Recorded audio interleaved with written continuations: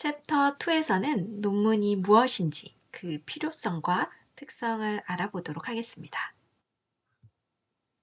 먼저 논문을 쓰는 이유, 그 필요성에 대해서 설명을 해드릴게요. 1915년 11월 25일에 과학 역사에서 가장 중요한 논문이라고 일컬어지는 알버트 아인슈타인의 논문이 하나 등장을 하게 됩니다. 중력장 방정식 논문이었는데요. 그는 왜 논문을 쓴 걸까요? 중대한 발견을 자기만 알고 있으면 안 되는 이유라도 있었을까요? 네, 여러분의 예상대로 아인슈타인은 자신이 발견한 것을 다른 사람들과 나누고 싶어 했습니다. 공유하고 싶어서 논문을 썼습니다. 네, 여러분은 공유하기 위해서 논문을 쓰는 거 아니신가요? 아니라고요? 네. 대부분 논문을 왜 쓰냐고 할 때, 학위 취득 때문에 씁니다. 이러는 경우가 있고요. 무슨 교수 임용 때문에 씁니다. 이러는 경우가 있어요.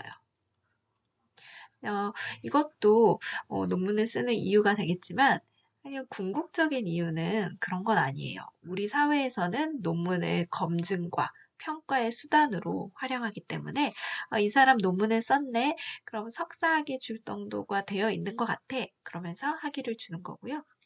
이 사람은 연구 실적이 훌륭하네.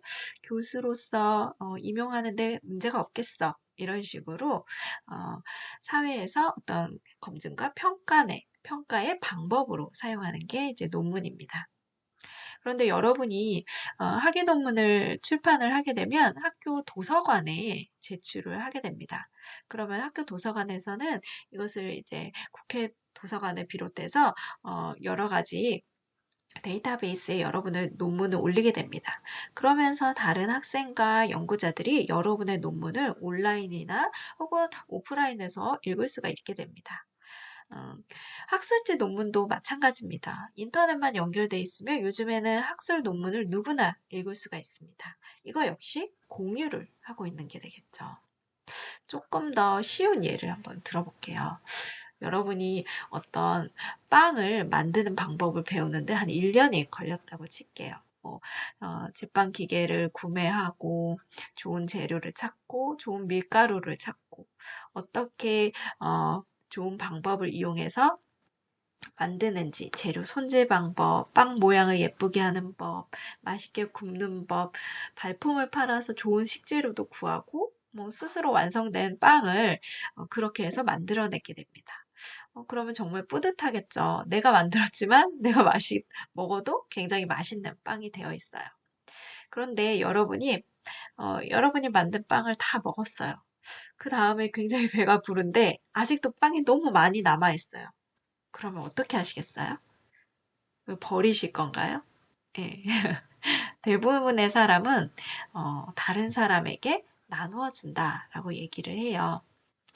사람들에게 빵을 나누어주면 사람들이 얘기하죠.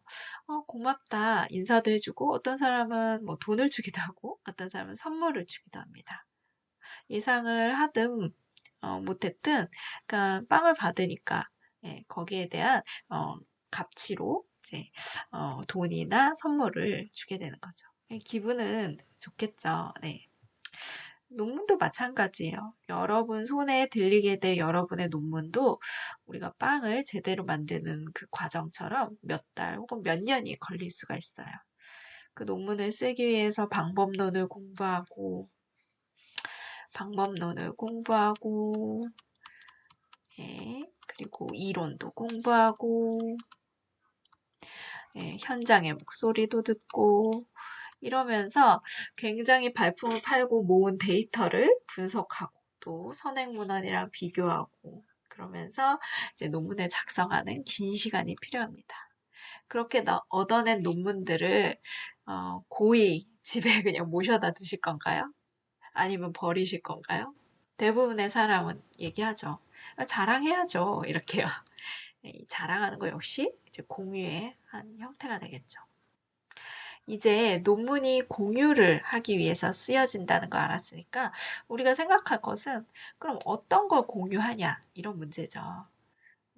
바로 다른 사람과 이 사회에 뭔가 도움이 되는 그런 글을 공유할 필요가 있겠죠.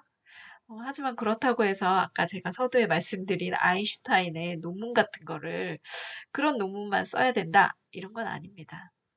자신의 논문이 나오기 전보다 아주 조금, 예, 한 발짝, 한 걸음만이라도 앞으로 나아가는 그런 글이라면 족하다 할 수 있어요.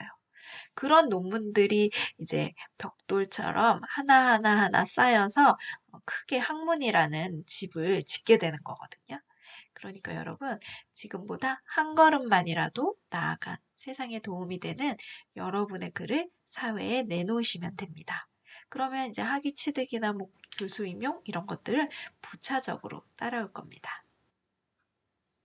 자, 그럼 우리는 다음 챕터에서 논문의 특성 세 가지를 자세하게 살펴보는 시간을 갖도록 하겠습니다.